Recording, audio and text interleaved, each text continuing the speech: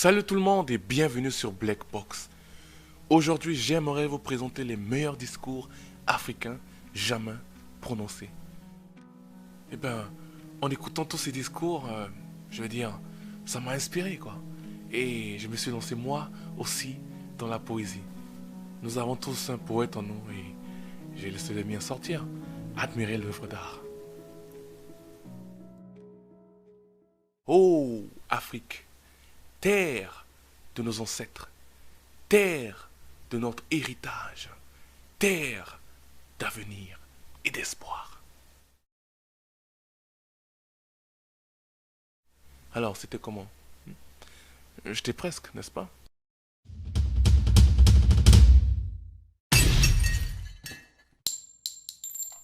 Mais bon, j'ai essayé et je pense que j'ai foiré.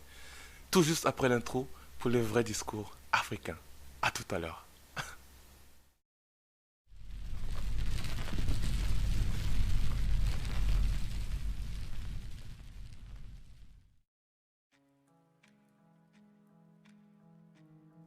Numéro 5. Nana Akufo-Addo, décembre 2017. Le président ghanéen a tenu un discours mémorable face à Emmanuel Macron à Accra. Il plaide d'une Afrique autonome et non en quête de charité.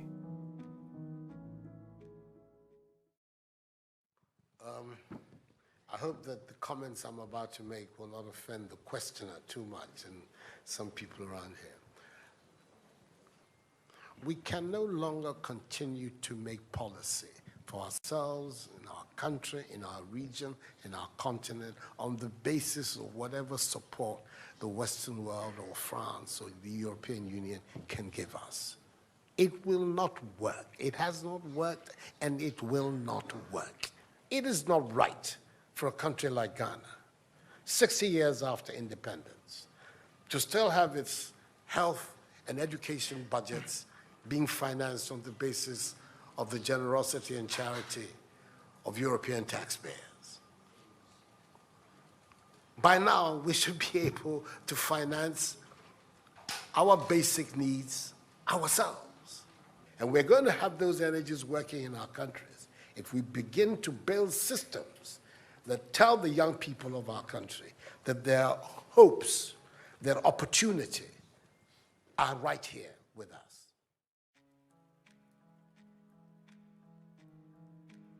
Numéro 4. Sékou Touré. Lorsque le général de Gaulle proposa aux Africains l'indépendance ou l'intégration à la France, Sékou Touré se prononça pour la souveraineté africaine.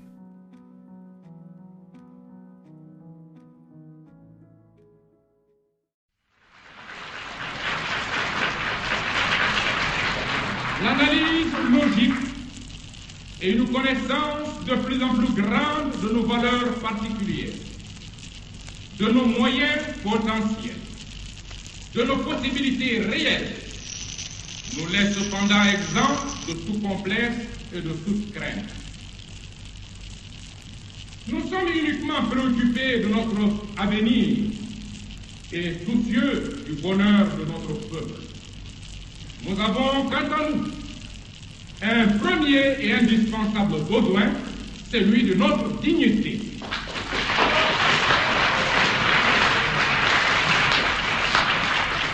Or, il n'y a pas de dignité sans liberté.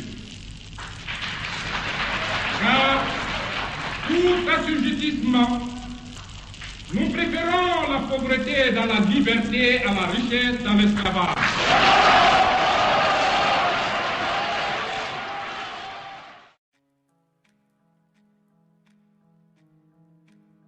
Numéro 3.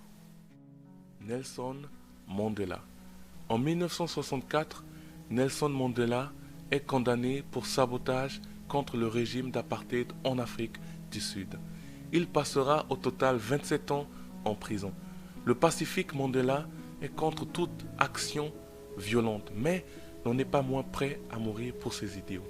Sa libération en 1990 marquera le début de la fin de l'apartheid, un mouvement de désintégration qui arrive à son apogée lorsque Mandela devient le premier président noir d'Afrique du Sud. Africans want to be paid a living wage. Africans want to perform work which they are capable of doing. We want to be allowed to live where we obtain work and not be endorsed out of an area because we were not born there. We want to be allowed to travel in our own country and to seek work where we want to, and not where the Labor Bureau tells us to. We want a just share in the whole of South Africa. I have cherished the idea of a democratic and free society in which all persons will live together in harmony and with equal opportunities. It is an idea for which I hope to live for. But my Lord, if it needs be, it is an idea for which I am prepared to die.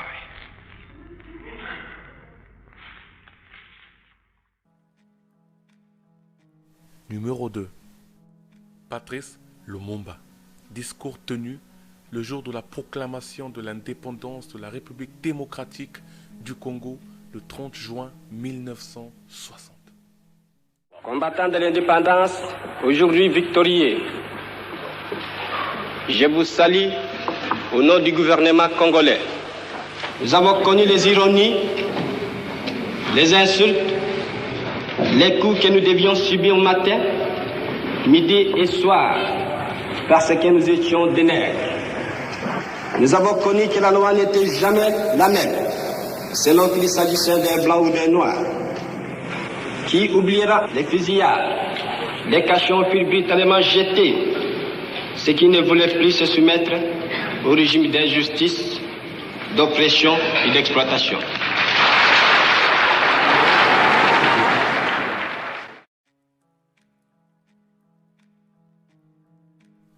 Numéro 1.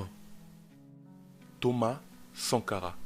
Le 4 octobre 1984, Sankara s'adresse à la 39e session de l'Assemblée générale des Nations unies. Je viens en ces lieux vous apporter le salut fraternel d'un pays de 274 000 km² où 7 millions d'enfants, de femmes et d'hommes refusent désormais de mourir d'ignorance, de faim et de soif, tout en n'arrivant pas à vivre véritablement depuis un quart de siècle d'existence comme État souverain siégeant à l'ONU. Je viens à cette 39e session vous parler au nom d'un peuple qui, sur la terre de ses ancêtres, a choisi dorénavant de s'affirmer et de s'assumer dans son histoire, sans complexe aucun. Je ne suis ni un messie, ni un prophète. Je ne détiens aucune vérité. Ma seule ambition est une double aspiration. Premièrement, pouvoir en un langage simple, celui de l'évidence et de la clarté, parler au nom de mon peuple, ceux qui appartiennent à ce monde qu'on a malicieusement baptisé tiers-monde, et dire, même si je n'arrive pas à le faire comprendre, les raisons que nous avons de nous révolter. Le tiers-monde que les autres mondes ont inventé au moment des indépendances formelles pour mieux assurer notre aliénation intellectuelle, culturelle, économique et politique. Nous avons jusqu'ici tendu l'autre jour. Les chiffres ont été redoublés. Mais le cœur du méchant ne s'est pas attendri. Alors, nos yeux se sont ouverts à la lutte des classes. Il n'y aura plus de gifles.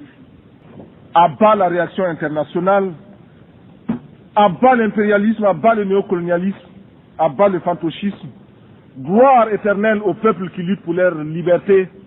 Gloire éternelle aux peuples qui décident de s'assumer pour leur dignité.